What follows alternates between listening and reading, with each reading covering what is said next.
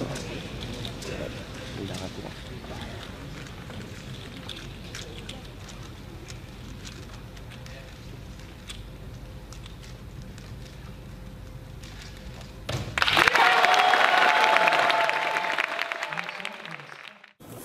Salut. Alors ce que vous venez de voir, c'est la troisième résolution d'Alex pendant la finale des mondiaux 2017 à Paris.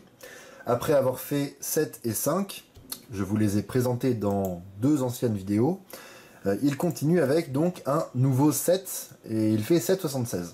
Donc c'est un temps très normal pour lui à l'époque, mais il faut dire que dans un contexte de finale de mondiaux, beaucoup de cubeurs se ratent, ce qui n'a pas du tout été le cas d'Alexandre pendant cette finale.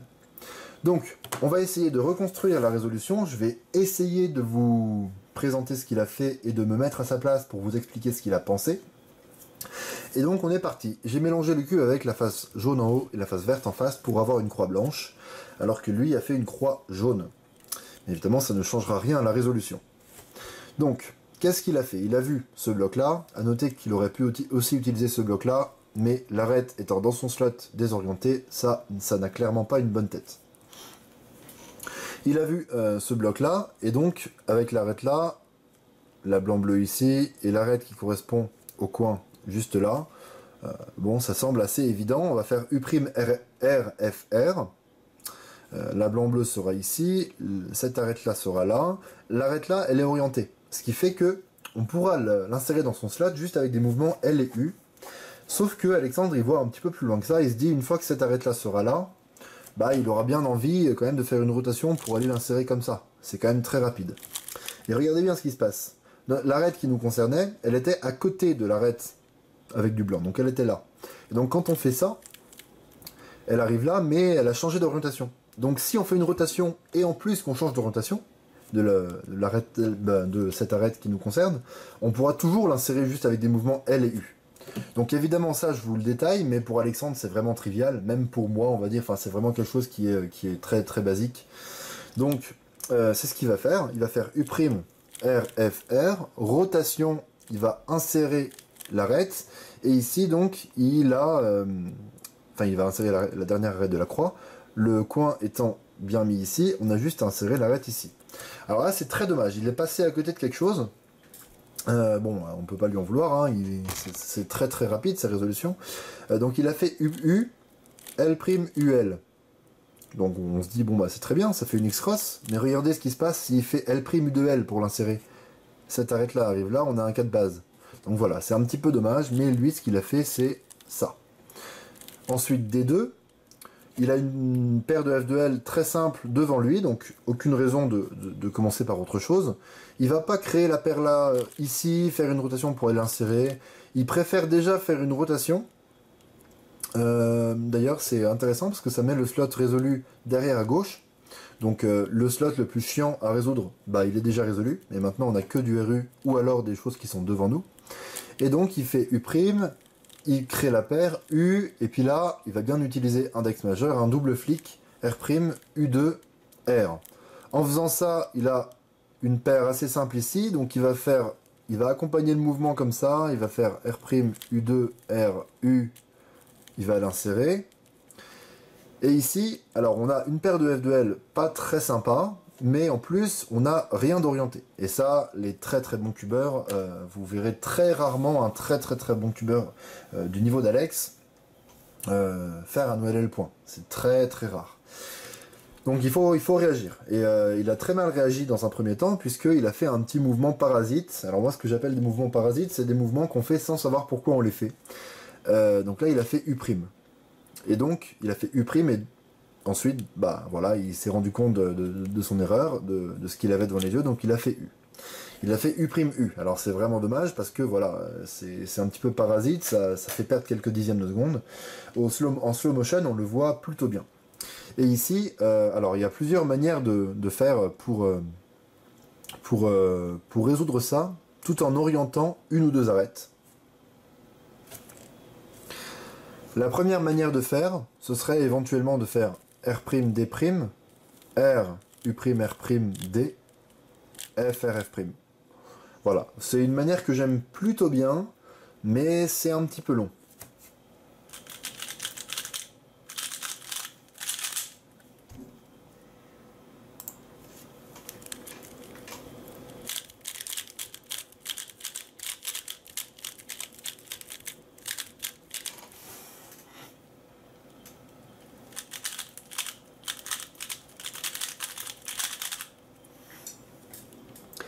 La deuxième manière, qui est donc ce que Alexandre a fait pendant la résolution, c'est d'aller faire une petite formule qui consiste à faire un M en fait.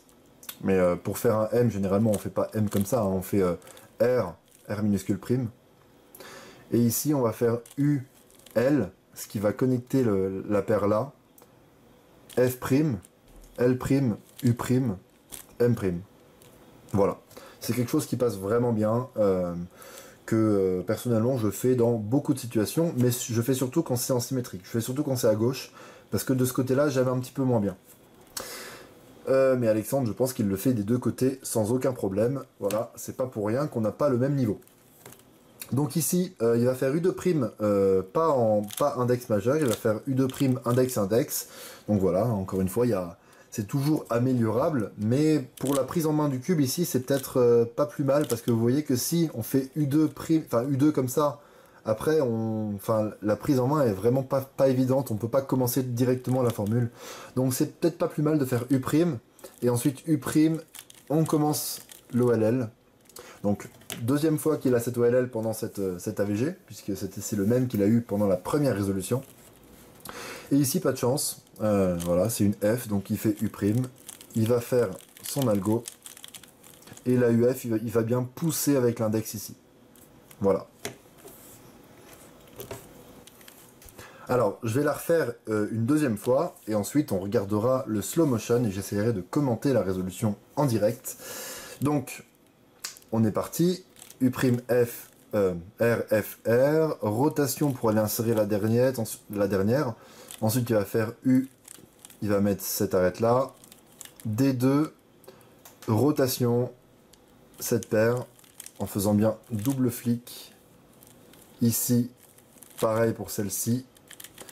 Ici, il y a un petit bug, un petit problème. U', U qui lui fait perdre beaucoup de temps. Mais il se ressaisit et il fait cette formule-là. Je crois qu'il a un petit lock-up dessus d'ailleurs. Oui, il me semble qu'il a un petit lock-up. Et ensuite, la dernière couronne, l'OLL très simple. La PLL simple mais longue. C'est vraiment la meilleure manière de définir cette PLL F. C'est facile, mais c'est long. Donc voilà. Maintenant, je vais vous laisser avec le slow motion. Alors, on est parti pour le slow motion. Donc, normalement, vous allez un peu comprendre ce qui se passe. On va voir U', voilà, ici. La rotation, il insère l'arête, ensuite U', il va insérer l'arête de la X-Cross. On a vu le D2, la rotation de cube, et ensuite les paires de F de L vont s'enchaîner de manière assez classique. Première paire maintenant, rotation, deuxième paire. Ici, regardez, U', U, voilà. Et ensuite, il se lance dans la petite formule avec le lock-up, effectivement, comme je le disais tout à l'heure. Et ensuite, bon, l'OLL, je vous ai dit, un U', avec index, mais ensuite, ça va très très bien. Aucune pause entre l'OLL et la PLL. Il a reconnu la F très très rapidement, probablement même pendant l'OLL, tellement c'était rapide. À la fin de l'OLL, il a dû apercevoir des blocs qui lui ont permis de comprendre très rapidement que c'était une PLL F. Donc voilà pour cette vidéo, j'espère que ça vous a plu, n'hésitez pas à me le dire, et on se donne rendez-vous très vite pour la 4e d'Alex. Salut!